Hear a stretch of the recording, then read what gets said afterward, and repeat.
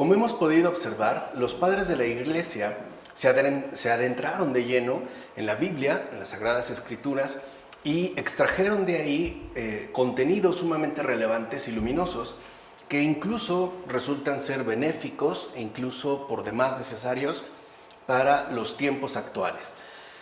Es importante, ¿no?, que nosotros vayamos siguiendo el hilo, justo como aquí lo estamos presentando en base al capítulo del libro. Sabemos que estamos presentando la Biblia comentada, el libro del Génesis, un capítulo y en su versículo. Hoy comenzaríamos por el versículo número 2 del capítulo 1 de este libro del Génesis, que dice: la tierra era caos y vacío, la tiniebla cubría la faz del abismo y el Espíritu de Dios se cernía sobre la superficie de las aguas. Veamos entonces cómo empieza, o cuáles son las palabras que se colocan al inicio de este versículo, y son: la tierra era caos y vacío. De entrada se nos deja en claro lo siguiente, es ya digamos como la referencia inmediata que debemos tener en cuenta. El universo entero, o sea, la creación de Dios, ¿no?, el universo entero primero fue creado y después fue ordenado. O sea, Dios hace las cosas atendiendo a los más mínimos detalles de esta realidad en su conjunto. O sea, primero, por decirlo así, lo crea y ya después efectivamente lo va a ir ordenando. Con estas palabras se indica la informidad de donde había de salir otro cielo y tierra, tanto visible como compuesta. Y esto a fin de preparar gradualmente a todos aquellos que no pueden pensar o concebir una privación absoluta de forma que, sin embargo, no llega a la nada. Entonces, lo que vemos es que cuando se dice en este versículo las palabras iniciales que hemos mencionado, justo se está apelando a esta informidad, que sin llegar a la nada, porque ya es algo creado por Dios, carece aún de formas definidas. De ahí pues que Agustín en las Confesiones justamente haga referencia a esta dificultad que solemos tener para poder, por ejemplo, pensar o siquiera concebir algo dado, o sea, algo real, pero privado absolutamente de forma. Para nosotros, de hecho, aquello que puede ser percibido requiere necesariamente de una forma para ser captado. En este caso no es así. O sea, como lo ha dicho San Agustín, aquí de entrada la tierra era caos y vacío. Se nos dice que hay una informidad, ¿no?, que es, digamos, la primera creación de Dios, que posteriormente será en efecto ordenada, ¿no? No aparece ya todo como culminado de entrada. Esto, insisto, es fundamental para que entendamos hacia dónde es que nos va dirigiendo, ¿no?, el contenido que se encuentra expresado en la Biblia. De ahí pues que también se haga referencia a esta privación absoluta de forma, es decir, a esta informidad, en términos de un real misterio. O sea, que nos queden claras pues dos cosas. Primero, que es Dios el autor de todo lo creado. Aun cuando en principio sea informe, Él es asimismo el creador de esta informidad. Y también es el formador o el que va a dar forma a esta creación inicial. Por eso Agustín dice que había de salir justo después otro cielo y otra tierra, ya visible, ¿no?, ya compuesta, o sea, ya literalmente con forma, que ya nos pudiera a nosotros resultar ciertamente accesible. Entonces, si apelamos a estas primeras palabras, se está hablando, digamos, de la creación inicial de Dios, que, repito, nos resulta sumamente de captar debido a la informidad que posee, o sea, a la privación absoluta de forma que la caracteriza. De hecho, Dios pone primero los cimientos y después, una vez que los cimientos han sido colocados, ya dijimos, estos cimientos serían justo la informidad, sitúa las diversas partes del edificio y añade la ornamentación. O sea, vemos cómo Dios pasa de su obrar, o sea, de sí mismo, a aquello que ha realizado e incluso a la ornamentación de lo hecho. Así pues, primero fueron creadas las cosas y después fueron ordenadas. Es decir, primero Dios las crea en esta informidad y después ya las forma, es decir, les da forma, precisamente para que no creyéramos que fueron increadas y sin principio. Lo dice San Ambrosio en los 6 días de la creación. Recuerden que están aquí los padres en gran medida discutiendo con el entorno cultural al cual de hecho pertenecían. O sea, pertenecen a un contexto histórico donde, por ejemplo, dentro del planteamiento griego, de la filosofía griega, se solía considerar que había formas increadas y que por ende carecían de principio. Lo que afirma en este caso San Ambrosio es que no es así. O sea, no hay ninguna forma increada y sin principio. La forma es también creada a partir, ¿no?, de su informidad inicial. Es decir, tiene un principio. Dicho brevemente, lo que nosotros ya captamos con una forma ciertamente definida, en principio carece de esta forma. O sea, en pocas palabras, tiene pues también un principio y fue asimismo creada. Es justo lo que está destacando San Ambrosio. Por cierto, y esto es muy importante, en hebreo, las palabras que se utilizan para decir que la tierra era informe y vacía, justo esta expresión, informe y vacía, en hebreo, tohu vabohu, son las palabras que se usan en hebreo, apela a algo que carece de estructura o forma. O sea, tohu vabohu, ¿no?, que traducimos por informe y vacía, apela pues a esta informidad, que no puede ser remitida, por ejemplo, a una estructura netamente definida o a una forma ya establecida. Y que de hecho, justamente por carecer de estructura o forma, este tohu vabohu no es apto para que los seres humanos puedan habitarlo. Digamos que no serían, no estarían dadas las condiciones requeridas para que los seres humanos puedan efectivamente habitar dentro de esto que ha sido creado en principio. Entonces, en sentido metafórico, tohu vabohu significaría algo sin fundamento y por ende ilusorio. En pocas palabras, no podemos considerar que el mundo en sí, o sea, el universo en su conjunto, sea algo consistente por sí mismo. Al decir, ¿no?, en sentido metafórico, que tohu vabohu en hebreo significaría algo ilusorio, ¿no?, lo que se entiende es que el universo en su totalidad no se sustenta a sí mismo. O sea, el universo pues carece de fundamento por sí mismo. Y la razón es simple, porque ha sido creado. O sea, el principio, ¿no?, de todo el universo es justamente el creador.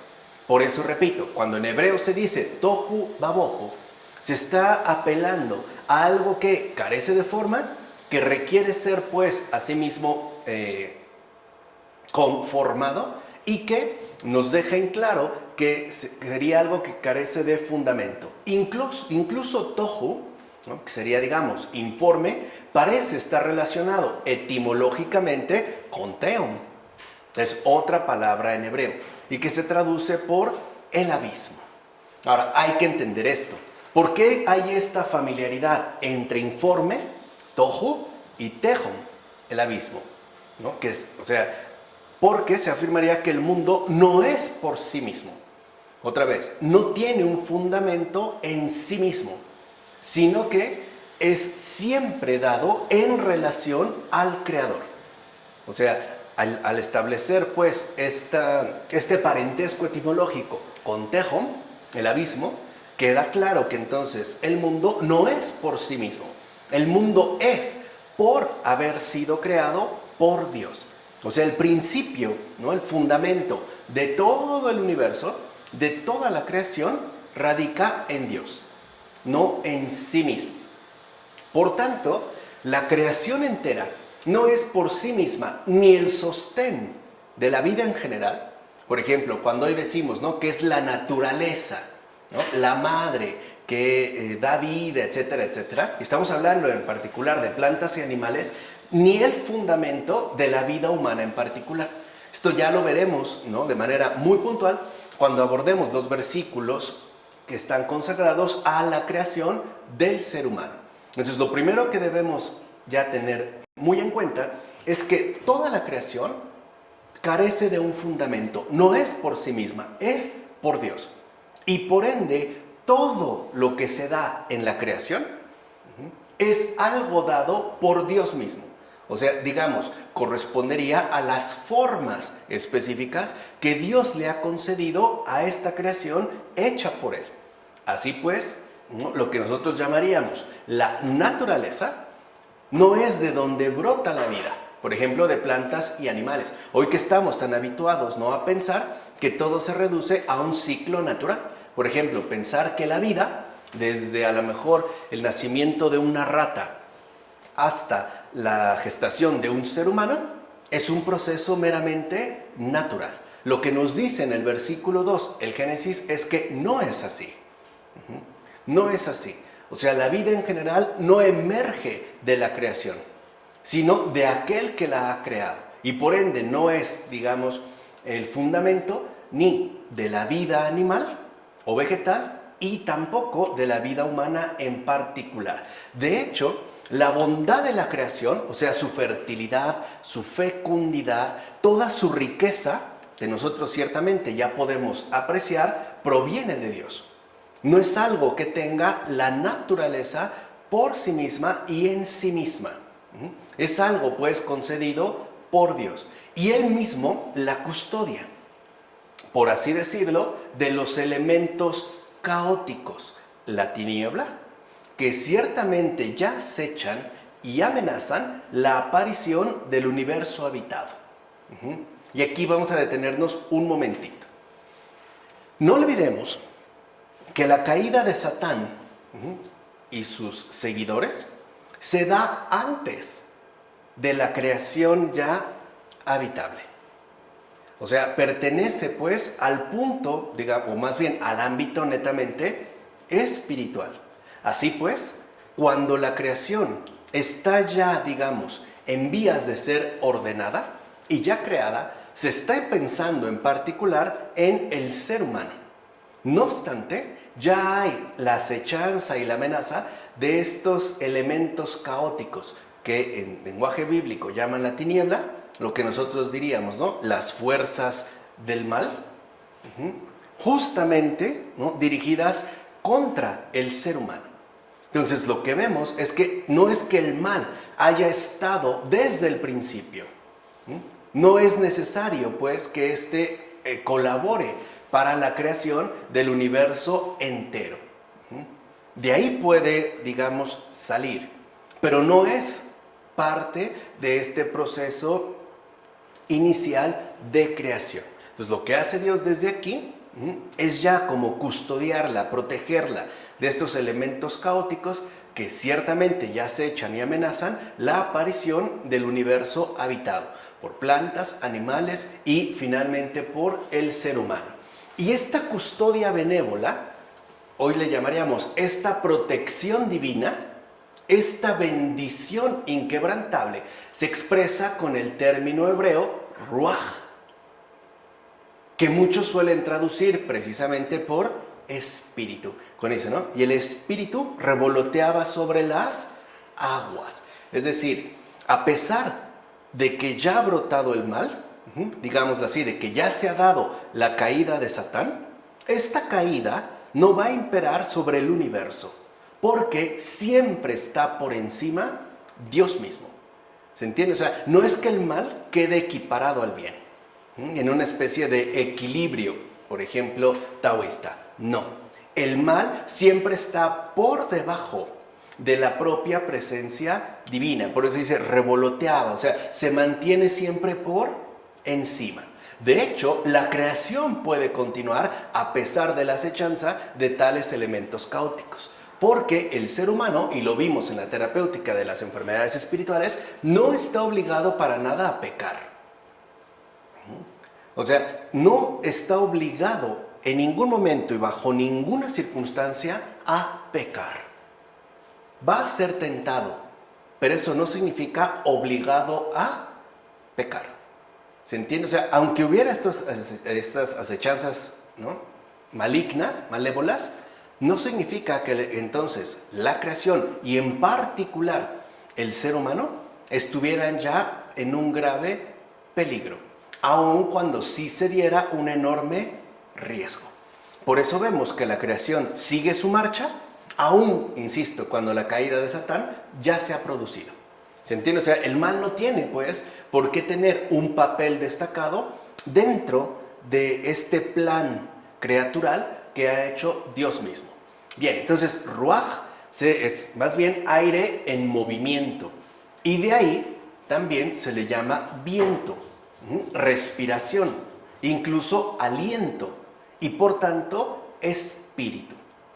¿Vale? Entonces la imagen del Espíritu de Dios cerniéndose sobre las aguas, ¿no?, como una agitación desordenada, justamente nos da a entender que el tenebroso caos, esta agitación desordenada, ¿no?, que se encuentra en lo bajo, que se encuentra justamente en el hoyo, por decirlo así, jamás estuvo fuera del control divino. Nunca.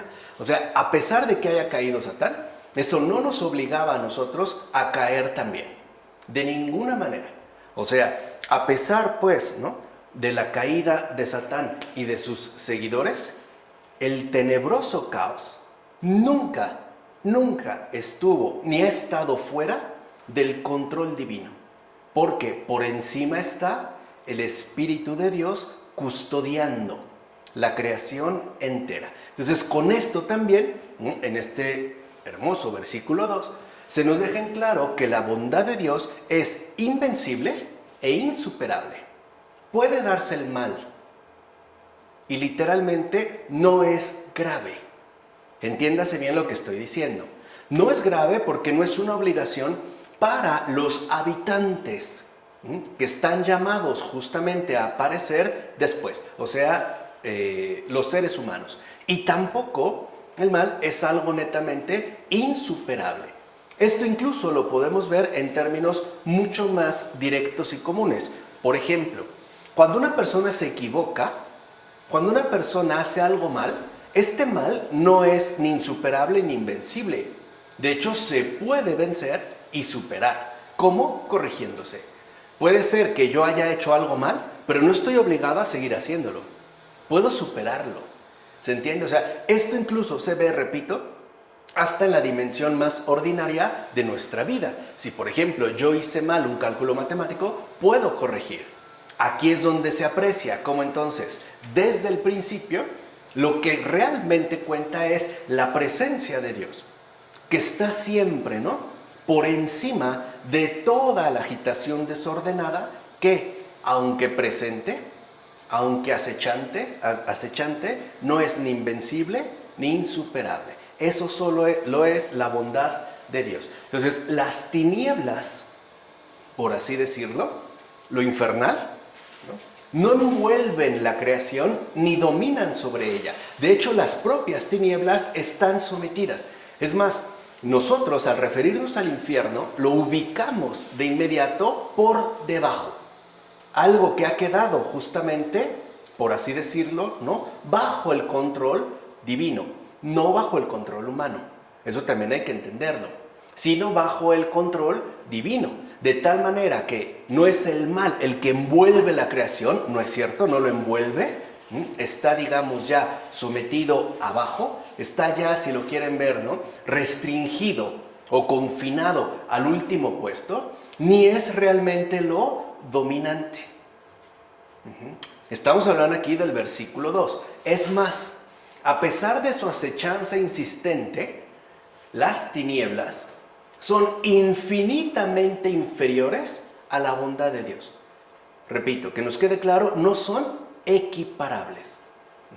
Aun cuando nosotros ya nos encontramos en estos momentos sobre esta agitación desordenada, aún así, sí es posible superarla e incluso descansar o encontrar la paz en ese Espíritu de Dios que se encuentra todavía custodiando el conjunto de la creación. De hecho, el que con todo cuidado investiga qué son las tinieblas, o sea, si nos preguntamos, ¿qué es el mal? ¿no? ¿Qué son las tinieblas? Etcétera. No encuentra más que carencia de luz. O sea, oscuridad. Por eso, dicho sea de paso, entre paréntesis, los padres de la iglesia, muchos de ellos, al referirse a Satán, le llamaban el negro. No lo pensemos en un sentido racial, porque era pura negrura, o sea, carencia total de luz. Por eso se dijo, la tiniebla cubría la faz del abismo, como si se hubiera dicho que no había luz sobre el abismo. ¿Se entiende? O sea, en este abismo no hay luz ya por encima. Lo que impera son las tinieblas. O sea, lo dirá Agustín en Del Génesis a la letra. O sea que lo que vemos es que en el caso de las tinieblas, ¿no?, lo que encontramos es una absoluta carencia de luz. Ahí no hay nada bueno. Todo es, pues, malo. Por eso es una gran equivocación atribuirle al demonio algún tipo de acierto luminoso. Por ejemplo, hay algunos videos que suelen transmitir ciertos exorcismos diciendo que el demonio ha revelado ciertas verdades. No puede. No hay nada. O sea, uno no tiene nada que aprender de él. Nada que creerle a él. Porque justo es carencia absoluta de luz. A quien sí hay que creerle es a la luz misma. En este caso, a Dios, o sea, a Jesús. Entonces, el abismo, cuando en la Biblia se habla del abismo, se habla justo de esa profundidad carente de luz. Esto incluso lo podemos ver ya en nuestra situación humana real. Mientras más nosotros descendemos, por ejemplo, en un pozo, lo que encontramos es una carencia intensiva de luz.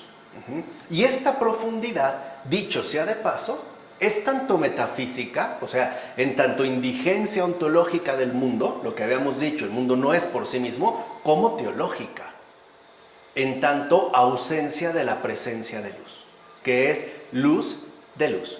Entonces, ¿qué hay en el abismo? Ausencia de la presencia de Dios de manera total. Y vean cómo esto está expresado en el versículo 2. De ahí pues que, adornando la bóveda del cielo, el Espíritu sabiamente aleteaba sobre la tierra, destinada a dar fruto. Porque gracias a él, el Espíritu Santo, las semillas de los nuevos productos debían germinar de acuerdo con lo que dijo el profeta. Envía tu espíritu y serán creados, y renovarás la faz de la tierra, ¿no? En el Salmo 104, versículo 30. Lo dice San Ambrosio en los 6 días de la creación. De hecho, la condición perfecta de la tierra le viene de su misma fertilidad, de su riqueza, su bondad. Germinación de toda clase de plantas, brotes de grandes árboles frutales y no frutales, bellos colores y perfumes de las flores, y todas cuantas, poco después al mandato divino, van a surgir en la tierra y a adornar a la que las engendró, o sea, a la propia tierra. Y como nada de esto existía antes, recuerden que estamos todavía en la informidad, con razón la Escritura la llamó informe, o sea, tohu baboj.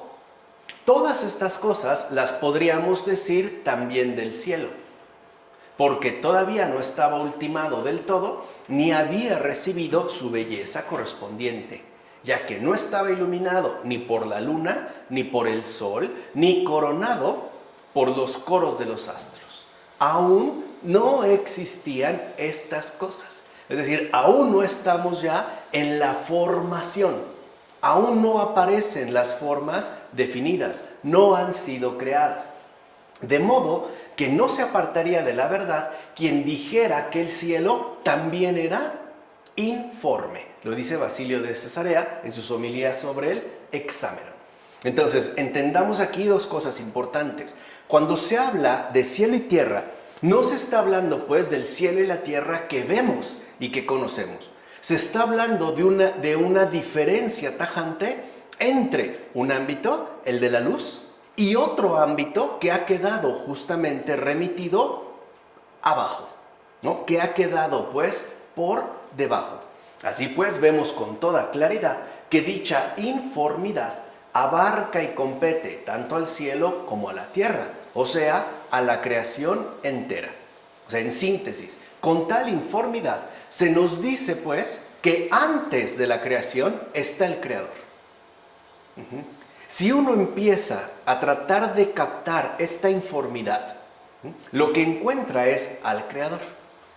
Ya no se encuentra pues, ¿no?, las formas definidas que en efecto constituyen a la creación. Entonces no tenemos que entenderlo en el sentido habitual de informe y vacía según el después. O sea, según lo que ahorita nosotros ya podemos más o menos comprender, sino que tenemos que captarlo justo como lo que es decir, aquello que pertenece a esta informidad carente de cualquier definición. En primer lugar, se designó bajo el nombre de cielo y tierra la materia de aquella universal creación.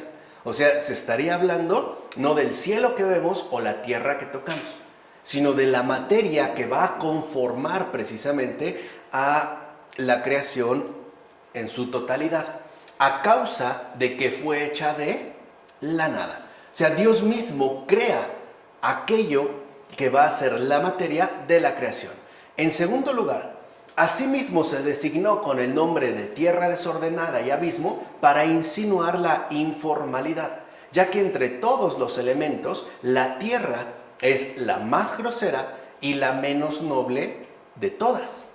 Y en tercer lugar, se designó con el nombre de agua a fin de señalar la materia sujeta a la acción de Dios, pues el agua es más moldeable que la tierra. Y en consecuencia expresa la facilidad de ser tratada y hasta dejarse transformar más fácilmente al ponerse en manos de su creador. Por eso se le llamó agua, a diferencia de la tierra. Lo dice Agustín en Del Génesis a la letra. O sea que aquí ya se establece una distinción bastante clara entre la materia que ha de conformar a la creación entera. Además, estos nombres que son referidos justamente son símbolos, es decir, apelarían a una realidad mucho mayor de lo que nosotros, al menos en un primer momento, podemos llegar a comprender. De hecho, cuando se habla de cielo, se está hablando justo de esta docilidad, ¿no?, que correspondería a algo ligero, mientras que en la tierra tiende a darse justamente una pesadez, incluso una falta de maleabilidad, de docilidad. Si nosotros colocamos agua en un recipiente, de inmediato adquiere esa forma. La tierra no. Incluso si intentamos hacer una figura, suele quebrarse. O sea, no es tan manejable. Lo cual ya entonces nos remitiría justo a esta importancia que tiene lo que ha sido creado en relación con su propio creador. Además, el Espíritu Santo sopló sobre las aguas de un modo tal que las hizo fértiles. Es similar a la imagen de una gallina que se sienta sobre los huevos y que por medio del calor de la incubación los calienta y los hace fértiles.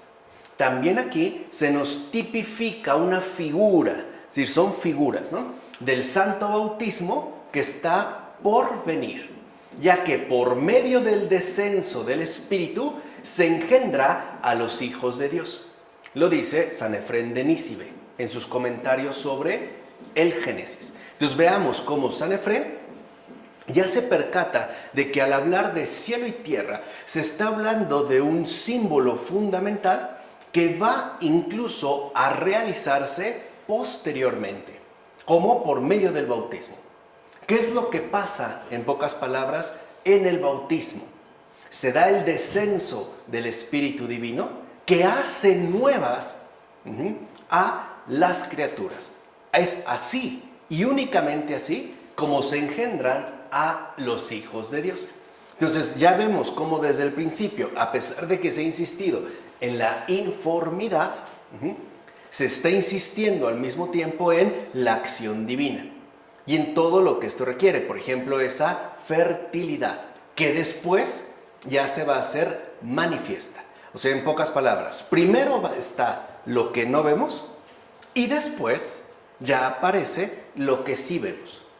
De hecho, convenía revelar desde el principio al Espíritu Santo, precisamente para que se crea que es igual al Padre y al Hijo en la obra de la creación. O sea, el hecho de que se mencione al Espíritu ya se está colocando a este, ¿no?, como lo que verdaderamente es, una persona de la Trinidad.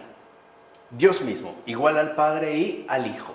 En efecto, el Padre habló, el Hijo actuó, y por tanto era apropiado que también el Espíritu tomara parte y se mostrara por medio de su revoloteo, ya que de este modo se revelaba que Él, el Espíritu, forma parte de la Trinidad, acabando y completando todo. Lo dice también Efrén de Nícibe. Entonces, el hecho de que se haga esta mención al Espíritu es para que veamos cómo al principio lo que está es Dios, es decir, la Trinidad. Y que después no fuéramos a suponer que se trataba de un añadido, ¿no?, de una especie de adorno, quizá embellecedor, para remitirlo a Dios. No, sino que es justamente, ¿no?, la obra de Dios en su conjunto. Está involucrado, pues, ¿no?, desde el principio, en el principio, el Padre, el Hijo y el Espíritu Santo. Esto con respecto al versículo 2. ¿Qué pasa en el versículo 3? Dijo Dios, haya luz, y hubo luz. Vean cómo aquí ya se da algo particular. Dijo Dios, cosa que en los anteriores 2 versículos no había aparecido. Aquí sí. Entonces, la primera obra de la creación divina es la luz. Si entendamos esto, ¿no? La primera obra, después de tener las bases, la informidad, la primera obra de la creación divina es la luz. Y de este modo, Dios va a mostrar su absoluto dominio sobre todo lo creado. Y entendamos esto. De hecho, Dios no destruye la oscuridad. Si se dieron cuenta aquí, en ningún momento la destruyó. Dijimos, la dejó literalmente restringida, sometida, ¿no? Dios no destruye la oscuridad, una de las 2 fuerzas caóticas que fueran mencionadas en el versículo 2, sino que más bien la relega, o sea, la confina al tiempo nocturno. Justo a lo que nosotros asociamos con la oscuridad. Entonces, no la destruye, porque aún esta oscuridad, aún relegada, no tiene, como les dije yo, por qué afectar de modo sustancial a la creación entera. Así, la oscuridad queda entonces integrada en la bondad sustancial del mundo creado. O sea, al no destruirla, significa que de fondo no constituye un real peligro para el conjunto de la creación, aun cuando no deje de ser una amenaza. Es como, no sé, es difícil moverse en imágenes, ¿no?, dentro de este campo. Es como una pistola. Una pistola, aún cargada, no representa un real peligro mientras no sea usada. De hecho, mientras esté ahí, literalmente no va a causar absolutamente nada. El problema será cuando se quiere, ¿no?, involucrar con ello. Lo mismo pasa con la oscuridad. Entonces, la oscuridad no es algo esencial y ni siquiera puede incidir de manera tajante en la configuración de todo lo creado, es decir, el mundo. Adelantémonos un poquito. Aun cuando el mal ya está presente en la creación, por ejemplo, la figura de la serpiente tentadora, ¿no?, que acecha y finalmente hace caer a Eva y Adán, a pesar de eso, seguía siendo un paraíso. Eso es lo que quiero que entiendan. O sea, para nada eclipsaba ni mínimamente la obra divina. De hecho, así como Dios la mantiene relegada, esta oscuridad, nosotros también fuimos creados para mantenerla igualmente relegada. O sea, para no involucrarnos para nada con la maldad. No es absolutamente necesaria en nuestra vida. O sea, no es para nada esencial. Por eso les decía, aun cuando ya estaba, Recuerden que los padres decían que no fue a la primera, ¿no? Que se acercaba. Finalmente el mundo en su conjunto era justo un paraíso. Por eso entonces lo primero es el día. O sea, lo primero es el día, el cual al final regresa a la noche. La noche es entonces lo residual, o sea, lo que queda por debajo de todo. Dios mismo declara que esta luz, la luz que la ha creado, es buena y bella. Y esta declaración no es resultado de una deducción hecha a partir de la mera experiencia humana, sino que, no debemos olvidarlo, procede del mismo Dios. En consecuencia, es Él quien afirma y confirma, a pesar de todo, o sea, a pesar, ¿no?, de esas fuerzas maléficas, la bondad esencial de toda la creación. O sea, aunque hay mal en el mundo, Dios está primero. Y Dios es absolutamente bueno. Por eso, el real fundamento de todo lo creado es el bien. Es decir, Dios. Aun cuando el mal haya aparecido e incluso haya quedado relegado sin ser destruido a un papel, por así decirlo, más bien secundario. Entonces lo que dice Dios es, ok, ya hay esta oscuridad, ya ha caído Satán, ¿no?, por decirlo claramente, y sus seguidores, y no obstante esto, la bondad esencial de toda la creación ha quedado intocada. Porque es Dios el fundamento de todo. Así pues, puede decirse que aunque ciertamente hay noche y por ende oscuridad, la creación entera reposa en la bondad, es decir, en Dios mismo. Por tanto, la creación es un día perpetuo, o sea, una luz que a pesar de la noche no cambia en lo esencial. O sea, en lo esencial la creación se ha mantenido inalterada. Es la creación un día perpetuo. De hecho, en términos quizá más recientes, lo que podemos afirmar es que aun cuando nosotros veamos mal en el mundo, podemos encontrarle un sentido a esto que ocurre. ¿Cómo? A la luz de la propia creación. O sea, según la luz. Cuando una persona dice no hay mal que por bien no venga, lo que está diciendo es que, ¿no?, a pesar de todo, hay algo bueno. Bueno, no es que haya algo bueno, es que alguien bueno es el que está en el fundamento de todo lo creado. Entonces, lo primero que se nos invita, ya en este versículo 3, es a contemplar la creación como lo que es, o sea, un día perpetuo, una luz que sí tiene noche, pero en lo esencial esto no se altera para nada. Lo vemos en el Salmo, ¿no? Aunque suba a las alturas, ahí estás tú. Y aunque bajara, ¿no?, a lo hondo del abismo, también ahí estás ¿qué? Tú. O sea, en pocas palabras, la creación, repito, es un día perpetuo. Con esto se deja en claro que únicamente es Dios el autor de la creación. En efecto, Dios es el autor de la luz. El mundo, en cambio, es el lugar y la causa de las tinieblas. Pero el buen Creador dijo la palabra luz de tal manera que el mismo mundo se abriese a la luminosidad infundida y por tanto a sí mismo embelleciera su aspecto.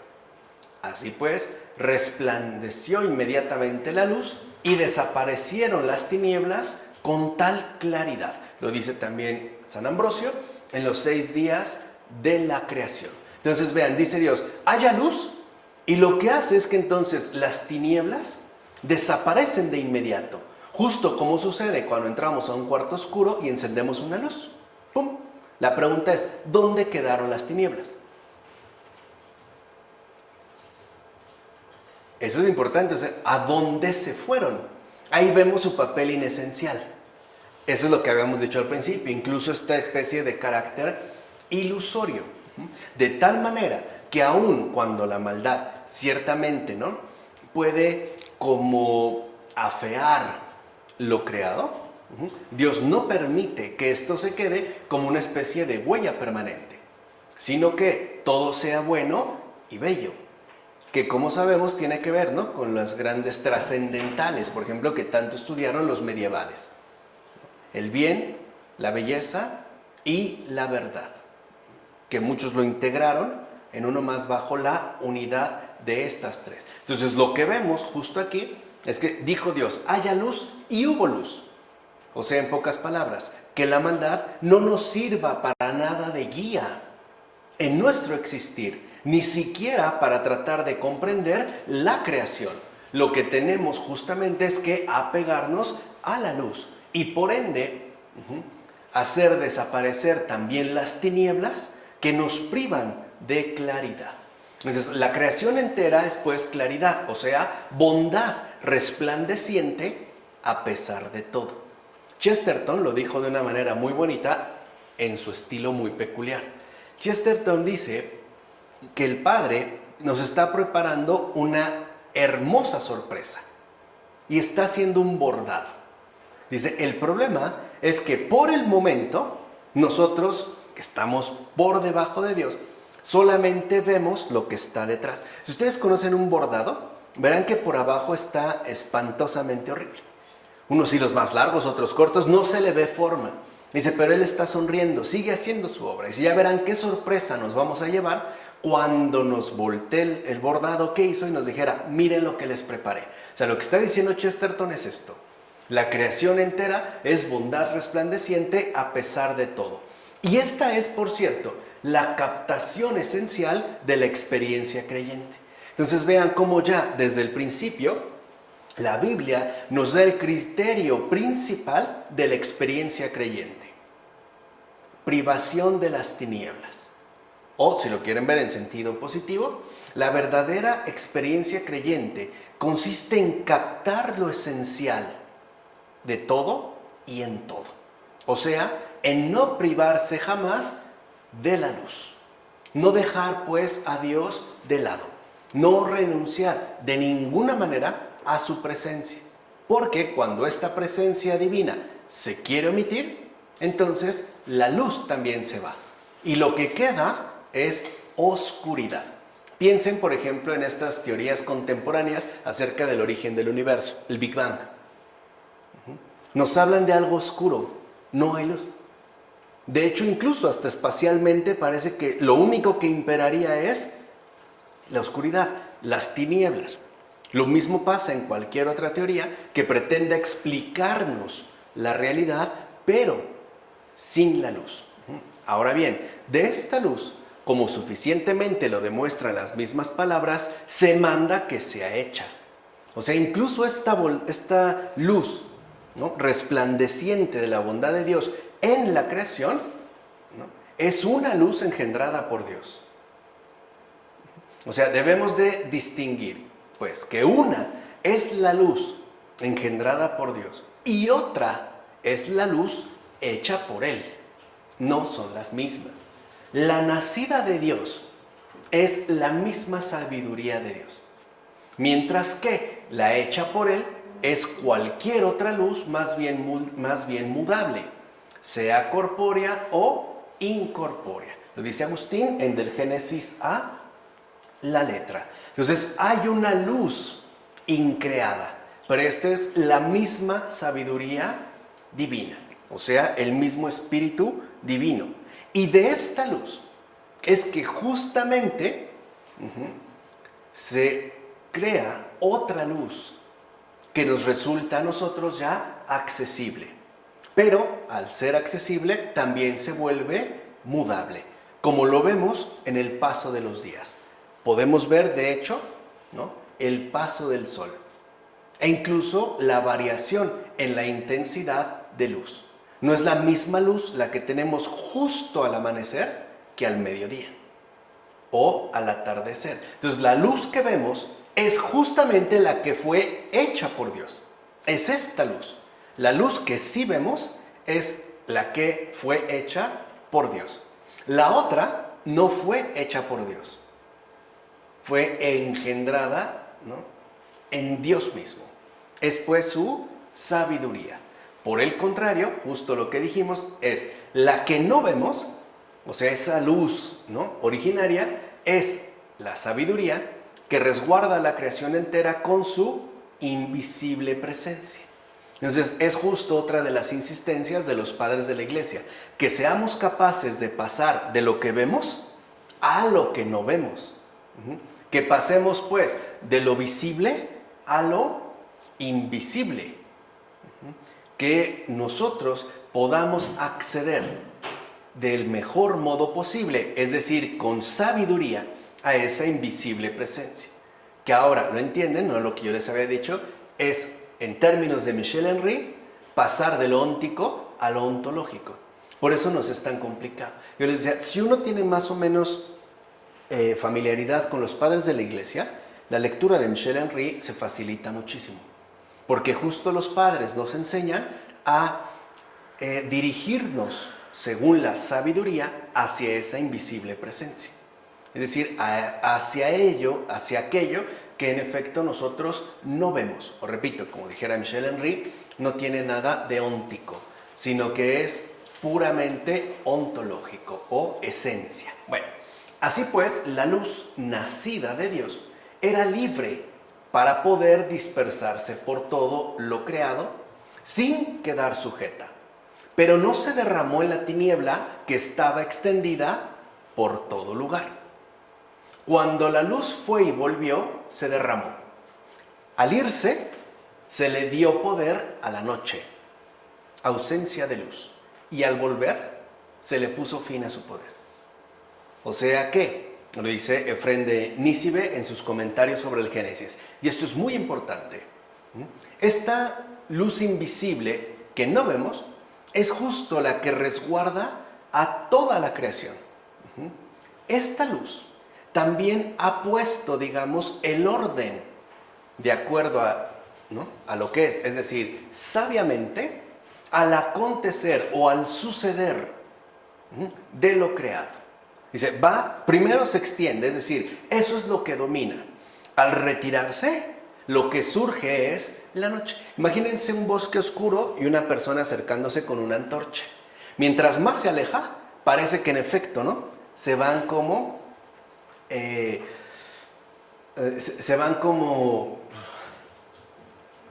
incrementando las propias tinieblas en términos de ausencia de luz. Pero esto no es definitivo. Incluso después esta luz vuelve y entonces se le pone fin a su poder. ¿Qué significa esto? Que a pesar de que las tinieblas, o sea, la ausencia de luz, pueda ganar cierto terreno, este terreno ganado no es definitivo y ni siquiera tiene un poder invencible. Lo que habíamos dicho justo hace un momento. Entonces, lo que aquí también se nos enseña es, digamos, esta dinámica, ¿no? Que la sabiduría de Dios, o sea, en sí misma, en tanto, digamos, cualidad divina, ha puesto como orden al conjunto de todo lo creado. Es lo que a veces también nosotros vemos de manera ordinaria. A veces en la vida tenemos malos momentos, a veces muy malos momentos, pero pasan. Y vuelve de nuevo, ¿qué? La luz. A veces en términos espirituales podemos tener sequedad, pero pasa. Y vuelve de nuevo, ¿no? El consuelo. A veces podemos tener llanto, pero vuelve de nuevo, por ejemplo, ¿no? La alegría, el gozo, etc. Aquí lo que entendemos es cómo la sabiduría, es decir, Dios mismo, nuestra luz nacida de Él, o sea, lo que emana de Él, digámoslo así, ¿no? Lo que emana de Él es también lo que somete, controla y domina absolutamente la ausencia de luz. Vuelvo a repetir, el mal no tiene un poder inquebrantable, ni invencible, ni insuperable. De hecho, todo pasa. Aquí es cuando aprendemos también ya la dinámica fundamental de la vida creyente. Hay momentos de día, pero también hay momentos de noche. Incluso San Juan, ahí se me fue ahorita el nombre, un amigo de Santa Teresa, San Juan de la Cruz, le llamará la noche oscura, que ya habíamos nosotros mencionado con el padre Thomas Keating. pero esta va y viene, puede emerger, pero al mismo tiempo va a desaparecer. O sea, para que entendamos pues que la ausencia de luz, el mal, también es algo pasajero, algo que no está llamado a ser definitivo, algo que ya iba a revelar el Señor. ¿Vale? ¿Vamos? Desde el principio, la noche aparece plenamente dominada bajo el poder de Dios. Se le puede dar un gran margen, incluso podríamos decir demasiado, ¿no? A veces pareciera que el mal, ¿no?, está haciendo de las suyas y que incluso, ¿no?, tiene rienda libre, se le soltó la rienda. No obstante, si esto sucede, no es porque el mal tenga el poder para hacerlo, es porque Dios la tiene dominada. Y en su sabiduría sabe hasta dónde, en qué momento aparece y en qué momento también desaparece. ¿Se entiende? Ahí es donde brota esta luz. Insisto, estamos, ¿no?, en el plano originario. De hecho, la luz primigenia limita y somete por completo la existencia de las tinieblas. Por eso para Dios el mal no es una preocupación. No es preocupante, porque está sometido y limitado.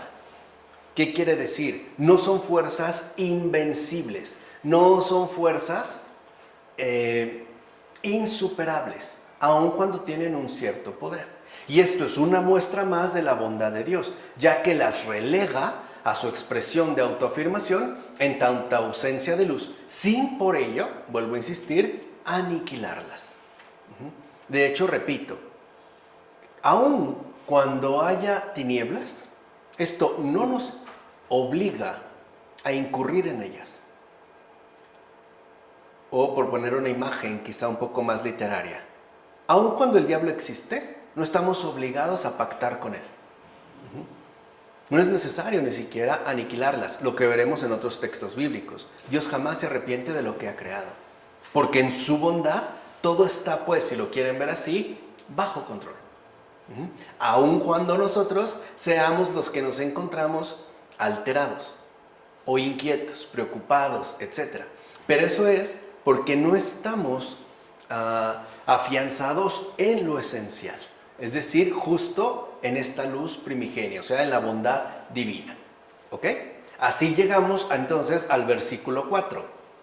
Vio Dios, fíjense, con esto que hemos comentado, ¿no?, un poco a grandes rasgos, de la mano de los padres de la iglesia, ahora va teniendo más sentido, no sé si lo captan, ¿no?, lo que nos está afirmando el Génesis. En el capítulo 4 dice, vio Dios que la luz era buena y separó Dios la luz de la tiniebla. O sea, primero la sabiduría de Dios ordena el conjunto de lo creado y después, como dijimos, va a poner también los criterios, digamos, funcionales para ordenar la creación en su conjunto. Entonces, lo primero que aparece es el día, no la noche.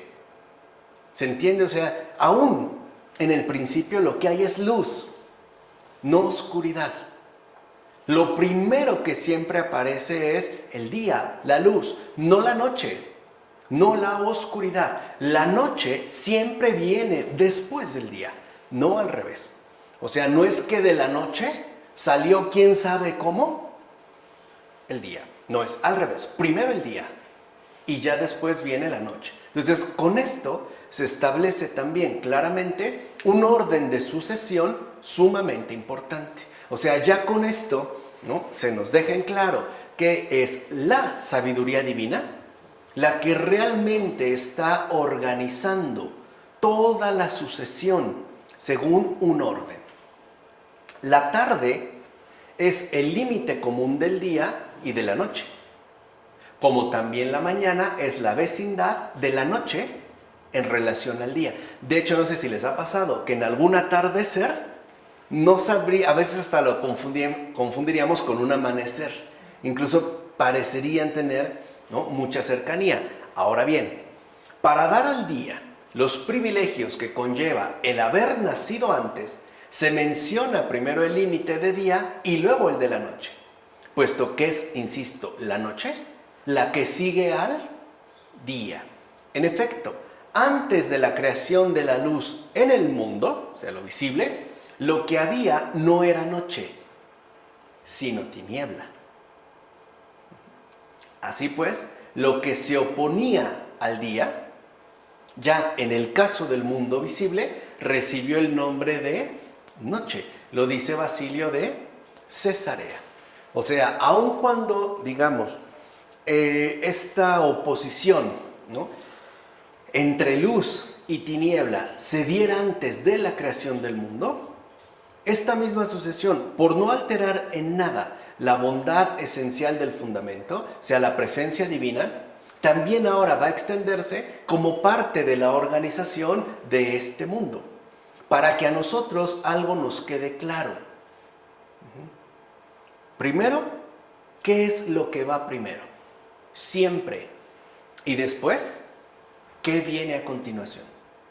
¿Se entiende? En base, si lo quieren ver así, justo a este contraste. ¿Qué es primero? ¿Y qué viene después?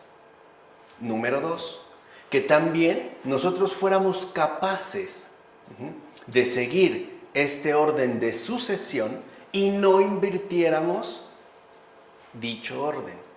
O sea, tratando de organizar las cosas ciertamente al revés. Pongamos un ejemplo igual, muy ordinario. Cuando uno va a tomar una decisión importante, lo primero que tiene que hacer es iluminar lo más que pueda. O sea, necesita acudir a la luz. ¿Cómo? A través de la oración. Y por lo tanto, a través de un intelecto iluminado por la gracia divina. Si nosotros no hacemos esto, o sea, si nosotros no comenzamos por el día, sino que queremos comenzar por la noche, o sea, la ausencia de luz, por ejemplo, tomando decisiones en base a emociones alteradas, la cosa no va a salir bien. ¿Por qué? Porque se está decidiendo, incluso actuando, sin sabiduría, sin el orden de sucesión que Dios mismo ha instaurado para el conjunto de todo lo creado. Por eso repito, primero es, ¿no?, ¿qué va al inicio? ¿Y qué viene después? Y segundo, ¿qué nosotros debemos conservar y qué debemos asimismo hacer desaparecer? Esto también es para que vean que a pesar del pecado, estos son los principios, es lo que quiero que se entienda. Estos son los principios fundacionales de toda la creación que Dios ha instituido y por eso no cambian.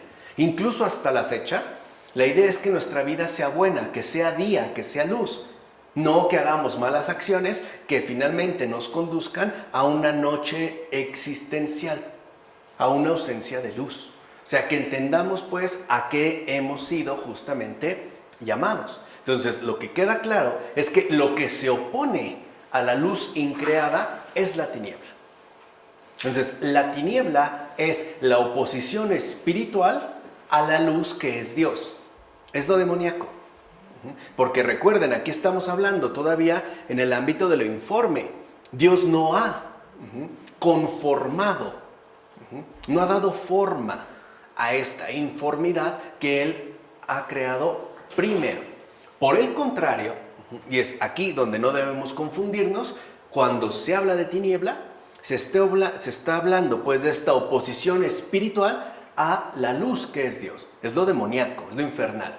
Por el contrario, el día y la noche, cuando ya se habla del día y de la noche, es porque esto ya se corresponde al mundo creado en tanto extensión de lo inicial. Entonces, aquí hay que resaltar tres cosas muy importantes. Primero, lo inicial siempre es espiritual, no material. Segundo, lo inicial siempre es luz, no tiniebla. Y tercero, lo que vemos es extensión adecuada, conformada a lo que no vemos, según lo que no vemos. O sea, es el paso de lo invisible a lo visible. Y así como en el ámbito espiritual ya se ha dado esta oposición a Dios, también en este mundo creado, también puede darse esta misma oposición. Por eso se nos ha dejado, digamos, de manera muy evidente el contraste claro que hay entre el día y la noche. Es más, para nosotros la noche puede despertar cierta inquietud, incluso miedo, o los lugares muy oscuros, porque ahí como que olfateamos algo o escuchamos algo que nos dice que esto apunta hacia la no presencia de Dios, justo para que salgamos huyendo de ahí y nunca nos alejemos de la luz. O sea que no es, así como la creación es un día perpetuo, también nuestra vida tiene que ser un día perpetuo. Tiene que ser pues pura luz, nada de tinieblas. Por eso Dios vio que la luz era buena. O sea, la tiniebla no eclipsa ni interrumpe el fundamento primario de su obra. Está, como dijimos nosotros ya, sometida. Está, vuelvo a repetir, bajo control. Siempre a Dios nada se le sale de las manos. Y nadie se burla de Él. Nadie. Nadie está por encima de Él. Ni el demonio ni un ser humano. Ni lo espiritual ni lo material. Nada ni nadie. De hecho, no se debe entender esta sentencia como una explosión de alegría por parte de Dios ante un bien inaudito y extraño. Como algo sorprendente. ¡Ay, mira qué bueno es esto! Como si lo desconociera, ¿no? Como cuando nosotros sí nos pueden dar a lo mejor un regalo que nos resulta sorprendente. No, sino como indicio de la aprobación de la obra. O sea, cuando dice Dios, ¿no? O en la Escritura, y vio Dios que era buena, lo que está dando es una aprobación total a la obra por Él realizada. Todo está bajo su control. Incluso con una imagen más acertada podemos decir que cuando Dios dice, en este primer momento, vio Dios que la luz era buena, es porque todo está en sus manos. Todo está en sus manos. Porque, ¿qué cosa se dice de Dios más adecuadamente en cuanto puede expresarse por los hombres que cuando se escriben estas palabras, dijo, fue hecho, le agradó? Justamente para que se entienda que en aquella palabra, dijo, se exprese el dominio de Dios. O sea, ¿quién realmente domina en esta creación? Dios. Aun cuando veamos nosotros, ¿no?, la emergencia de la noche e incluso, digamos, la incidencia o la molestia provocada por las tinieblas, y en la que se consignó, fue hecho, se declare su poder, y en la que se estampó, le agradó, se manifieste su bondad. Entonces, vemos que justo, ¿no?, en Dios se da el dominio, el poder. Y este dominio y poder no es una imposición despótica, es más bien una clara concreción de su respectiva bondad. Pero, como estas cosas inefables debieron comunicarse por medio de un ser humano a otros seres humanos, pues también debieron expresarse de tal modo que pudieran ser de gran provecho para todos. Lo dice Agustín en Del Génesis a la letra. O sea, no solo podríamos nosotros, ¿no?, referirnos a algo que nos resulte inaccesible y finalmente sin provecho. Queda claro entonces que el verdadero poder de Dios y por tanto su soberano dominio es justo la bondad. Esto es lo que también nosotros ya debemos de tener excesivamente claro. O sea, el verdadero poder de Dios y por tanto su soberano dominio es la bondad. Por eso cuando crea al hombre, ¿no?, y a la mujer a su imagen y semejanza, la imagen suya los creó, etc., y les manda dominar sobre la creación, sobre las aves, los animales, lo que les está diciendo es que si fuimos hechos a su semejanza, entonces el dominio que se nos ha confiado, este poder de dominio sobre la creación entera, tiene que darse también en términos de bondad, no de despotismo, no de injusticia, no de abuso, no de violencia, no de matanza, sino de bondad pura. Es decir, tal y como Dios justamente lo ejecuta. Así pues, al decir, y vio Dios que la luz era buena, con ello no se entiende que Dios se despojó de los vestidos de luto para poder engalanarse ante un bien desconocido, sino que más bien se complació por una obra perfecta. Entonces lo dice Agustín en Del Génesis contra los maniqueos. Veamos entonces aquí. Dios se complace de la obra perfecta que Él ha realizado, a pesar de todo. O sea, a pesar de que aparecieron las tinieblas, su obra no deja de ser perfecta, precisamente porque es suya. Es decir, la obra hecha por Dios se sustenta en su bondad original, que de hecho, y eso es lo más importante, ¿no? Algo que también los padres van a destacar, en que prevé y garantiza la gloria final. Es decir, aunque para nosotros, después del pecado, sea noche, en el principio, ¿qué fue? Día. Y dijimos, la noche no es permanente, esta finalmente pasa. De hecho, podríamos decirlo que hay tres momentos. El día inicial, la noche temporal, después de la caída, y el retorno del día luminoso, la gloria final.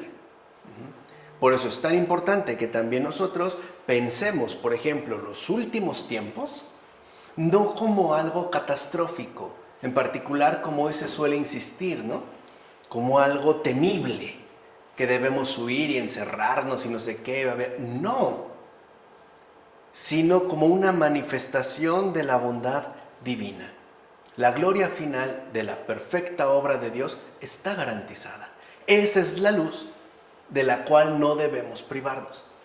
Por eso se nos invita a estar atentos y vigilantes, para que las tinieblas no nos engañen ni nos entrampen en sus embustes y múltiples mentiras.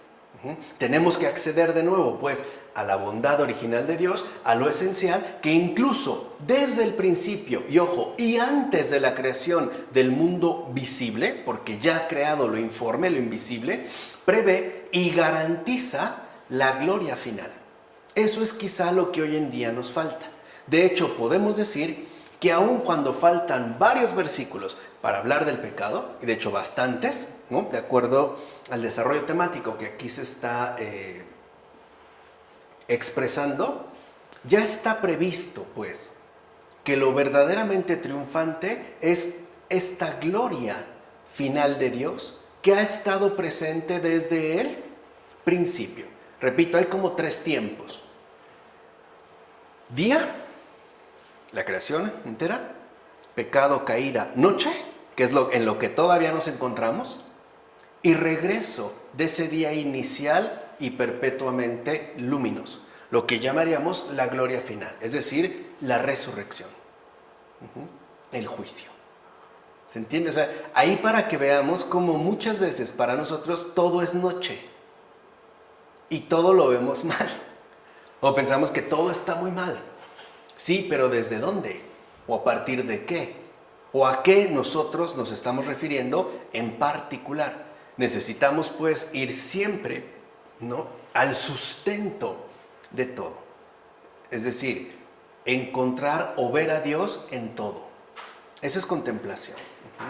En efecto, Dios, que puede prevenir el futuro y por tanto valorar en su conjunto las cosas aún por venir, alaba, como si ya hubieran alcanzado su perfección, las cosas que todavía están en sus comienzos, previniendo con su conocimiento el fin de la obra apenas iniciada, lo que dice Ambrosio, ¿no?, en los 6 días de la creación. Entonces vean, Dios puede prevenir el futuro, para Él no hay nada oculto, no hay nada desconocido. Ahora, que lo pueda prevenir no significa que lo va a imponer, porque de por medio está la cuestión de la libertad.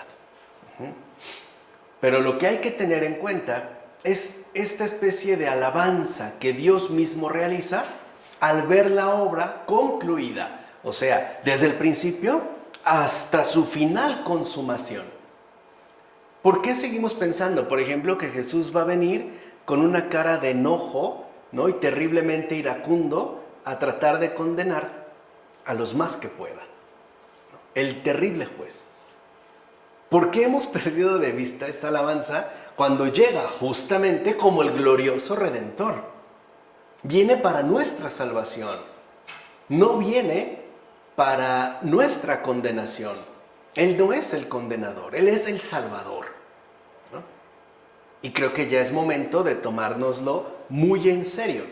Así pues, Dios desde el principio, con esta luz, ¿no?, y dijo Dios, haya luz, con esta luz ya ve lo que ha emergido desde el comienzo, ya la ve culminada, justo como una gran obra digna de alabanza. ¿Se entiende? O sea, su perspectiva no es la nuestra. A pesar de todo, Él ya sabe que al final todo saldrá bien.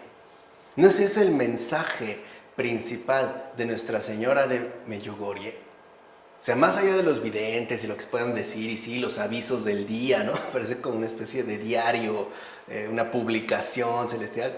El mensaje es muy concreto. Al final, todo saldrá bien. Es esto. Y vio Dios que era buena.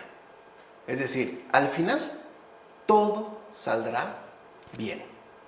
¿Se entiende? O sea, esto es en lo primero en lo que nos está, digamos, insistiendo una y otra vez la Biblia en los primeros versículos.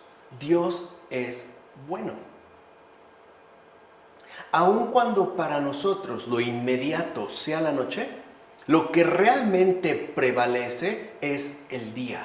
Y por cierto, esto solo se experimenta por fe, porque es algo que no vemos, es algo que no palpamos, es algo de lo cual no tendríamos una evidencia tangible, pero sí una creencia inquebrantable. ¿Se entiende? O sea, aquí es donde vemos ya la vida de fe. Y así pasamos al versículo 1, 5a, porque de hecho el 5 es más amplio, pero para tratar de abarcarlo mejor. Dios llamó a la luz día y a la tiniebla llamó noche. De entrada, se establece tajantemente una real distinción entre luz y tiniebla, o sea, entre día y noche. Además, aquí no se dijo que Dios hizo las tinieblas, porque las tinieblas son la ausencia de luz. Él no las hizo. Por tanto, solamente se hace distinción entre la luz y las tinieblas. Lo que hace Dios ahora es ya distinguirlas. Establecer pues una distinción real entre una y otras. Nosotros, hablando, producimos la voz, y estando callados hacemos el silencio, porque el cese de la voz constituye el silencio. Y sin embargo, distinguimos con cierto sentido entre la voz y el silencio. Y a una cosa le llamamos voz y a otra el silencio. Así pues, cuando se dice llamó, se entiende hizo llamar. Le hizo llamar a eso tinieblas, porque de este modo separó y ordenó todas las cosas para que pudieran ser discernidas y diferenciadas por medio de sus respectivos nombres. O sea, lo hace Dios en una consideración hacia nosotros, ¿no? Como dice Agustín en el Génesis contra los maniqueos, para que pudiéramos tener un discernimiento claro entre una cosa y otra. O sea, para no incurrir pues en confusión, sino que nos mantuviéramos siempre, ¿no?, en base a la diferenciación que Dios ha establecido y no nos dejáramos engañar. O sea, dicho brevemente, para que no nos hicieran pasar por bueno algo malo, y mucho menos lo malo por algo bueno. De tal manera que nosotros pudiéramos pues fortalecernos en esta distinción. En consecuencia, luz y tiniebla no están ni entremezcladas ni confundidas entre sí. Es lo que yo les decía, o sea, no es que el bien requiera de algo malo o del mal pueda sacarse algo bueno, no es así, no están entremezcladas, mucho menos están confundidos. De hecho, pueden y deben ser siempre diferenciadas en el mundo. O sea, tenemos que tener muy claro cuándo realmente se trata de día y cuándo realmente se trata de noche. Hay veces en las que espiritualmente hablando decimos que estamos atravesando una noche y quizás sea el momento más luminoso de nuestras vidas. Y al revés. A veces podemos decir que todo va muy bien y quizá es justo, ¿no?, el peor momento que en términos espirituales estemos nosotros atravesando. Ciertamente, luz y tiniebla están presentes en el mundo, pero son ciertamente distinguibles y diferenciables. Gracias a que Dios las llamó por su nombre, es decir, las distinguió. Digamos, las marcó. De tal manera que no quisieran, en este caso las tinieblas, hacerse pasar justo por lo que no son. Además, esta doble presencia no necesariamente interfiere ni quebranta el fin último de la obra que desde el principio Dios mismo alabó como perfecta en tanto obra suya, lo que habíamos comentado. La tiniebla, a fin de cuentas, aun estando presente en el mundo, no es ni sustancial ni estrictamente necesaria. De fondo, al distinguir entre luz y tiniebla, Dios mismo, por así decirlo, ha marginado esta última de su obra creativa de manera esencial. En pocas palabras, significa que si no forma parte del principio originario, tampoco va a formar parte de la gloria final. O sea, el mal no se necesita para nada.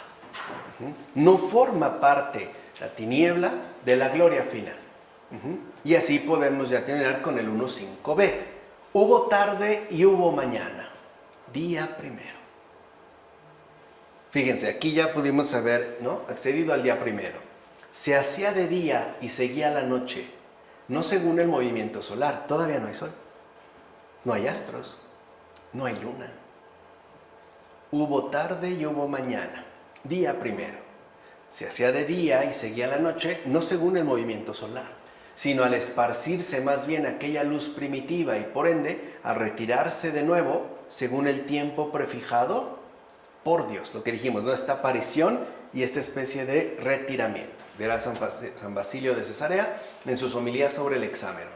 Con esto se deja en claro lo siguiente, lo va a decir Efrén de Nícibe en sus comentarios sobre el Génesis. La luz es lo que vino a la existencia el primer día. Y por tanto, es lo que acompañará al resto de las obras que vendrán después. Lo primero siempre es primero. Aunque aparezca algo después. Su principio inicial justamente es la luz. Pensemos en el caso del demonio. Aún en el demonio, en su principio es Dios. Y él lo sabe. Porque él no fue creado así. Fue creado de una forma muy distinta, como un ángel lleno de luz. De hecho, podríamos decir como un ángel hiperluminoso. O sea, aún así lo remite a él. Y de hecho, el demonio es demonio por negarse a él, por rechazarle a él. No es, pues, separable. No hay una especie de autosuficiencia. Entonces, lo primero que siempre se encuentra es la luz. Y esta luz va a acompañar a todo lo que aparezca después. Así, la tiniebla no juega ningún papel o sea, no tiene nada que ver con la posterior obra creacional de Dios. O sea, justo para que no confundamos que todo aquello que va a ser creado a continuación tuvo algo que ver, ¿no?, o tuvo algo que ver el mal, la tiniebla.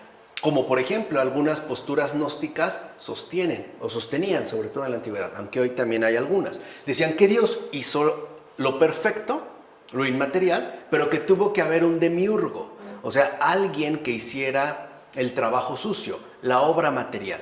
Pero esta obra material, al ser mala o ser calificada de imperfecta, mudable, etcétera, etcétera, etcétera, no era obra de Dios, era obra de un demiurgo, que podía ser alguien bueno o incluso ser presentado como alguien malo. Entonces con esto se nos deja en claro que toda la obra que vendrán a continuación, es decir, en los siguientes días, ¿no?, del 2 al 6, el mal no intervino para nada. No tiene nada que ver con lo que Dios ha hecho. O sea, todo lo creado es obra suya y nada más. Ahora bien, cielo, tierra, fuego, viento y agua fueron creados de la nada, según testimonia el libro. Estas 5 cosas fueron creadas de la nada. El resto de los seres que existirían después aparecieron desde estas 5 que fueron hechas de la nada. O sea, así como primero se dio, ¿no?, la informidad a partir de la cual Dios va a ordenar después, así también en el caso ya de la creación material, hay formas iniciales que estarán, digamos, ¿no?, como constituyendo las bases de todo aquello que va a ser creado posteriormente. Me dice Efrén de Nícibe. Por cierto, nadie piense que en las obras de los 6 días hay alguna alegoría. No puede decirse que estas realidades pertenecientes a los días posteriores aparecen solo simbólicamente, ni tampoco que son nombres vacíos, o que otras realidades se nos aparecen simbolizadas por medio de esos sus nombres. Más bien, sepamos de qué modo fueron creados al principio el cielo y la tierra, pues verdaderamente eran el cielo y la tierra, o sea, lo que ahorita nosotros ya vemos. Ahora bien, el resto de las obras y de las cosas que aparecen después tampoco tienen un significado vacío, no son meros nombres, ya que sus sustancias y sus naturalezas corresponden a lo que sus nombres significan. Lo dice Efrén de Nícibe. O sea, todo lo que se menciona, pues, en el libro es real. Está apelando a la realidad, tal y como es. En síntesis, queda claro entonces que lo que se nos dice con respecto a lo creado durante los 6 días no es una mera descripción narrativa. O sea, no es una mera invención poética o una inspiración religiosa. En todo caso, es una mención verídica. O sea, esta es la verdad. Es una mención verídica de lo hecho realmente por Dios.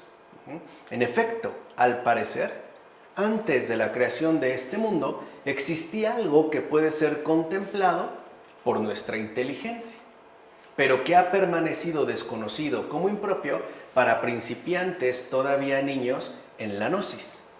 Aquí, por ejemplo, este padre de la iglesia, ahorita van a ver quién es, habla de gnosis, no en los términos de la secta, sino en términos del conocimiento según la verdad.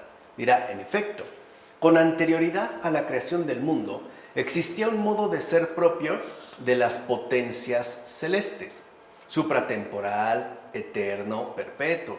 Ahí el creador y demiurgo del universo, o sea, vean, y ya no son 2, es el mismo, perfeccionó las cosas hechas con una luz espiritual apropiada. Dicha luz espiritual es apropiada a las naturalezas racionales e invisibles y a toda la organización de las criaturas espirituales que superan nuestra comprensión. De estas criaturas ni siquiera es posible describir sus nombres, pero estos seres llenan completamente la esencia del mundo invisible. Le dice Basilio de Cesarea. O sea, ¿de qué está hablando? De los espíritus angélicos, de los ángeles, que nos resulta justo, digamos, ¿no?, su constitución real inaccesible, porque no tienen una forma. O sea, aunque nosotros le pongamos alitas y una aureola y una especie de manto largo, la realidad es que esa no es su forma, porque no, pero recuerden, estos pertenecen a esta informidad que Dios ha realizado en términos de espirituales, no en términos materiales, como la forma definida que, por ejemplo, ya tenemos nosotros. A final de cuentas, lo que se nos pretende dejar en claro aquí es lo siguiente: también los ángeles, las dominaciones y las potestades, aunque en algún momento no cronológico comenzaron a existir, eran ya existentes cuando este mundo visible fue creado. ¿Qué quiere decir? Justo lo que habíamos mencionado, ¿no?, un par de versículos atrás. Antes de que existiera este mundo visible, o sea, antes de que el universo fuera creado, ya existían justamente los ángeles y por ende también los demonios. A partir de esa caída, lo dice Ambrosio en los 6 días de la creación. Entonces, lo que se quiere aquí insistir, ¿no?, es que lo primero es lo invisible y siempre es lo primero. De hecho, nosotros también estamos llamados a volver de nuevo a esta originariedad, ¿vale? Ya el versículo 6 lo dejaremos para la siguiente ocasión. Aquí lo que me interesa es que estemos nosotros como asimilando, como repasando, ¿no?, estas luces o estos contenidos que los padres de la iglesia nos transmiten, en particular en relación a los versículos que hoy pudimos abordar. Es decir, del capítulo 1 del Génesis, versículos 2 a 5. Que a la luz, digamos, de estas aportaciones que los padres de la iglesia nos hacen llegar, podamos familiarizarnos y sobre todo adentrarnos de nuevo en esta palabra de Dios que desde la eternidad, o sea, desde Dios mismo, se nos ha hecho llegar a cada uno de nosotros. ¿De acuerdo? Pues vamos a dejarla hasta aquí. En nombre del Padre, del Hijo, del Espíritu Santo. Amén.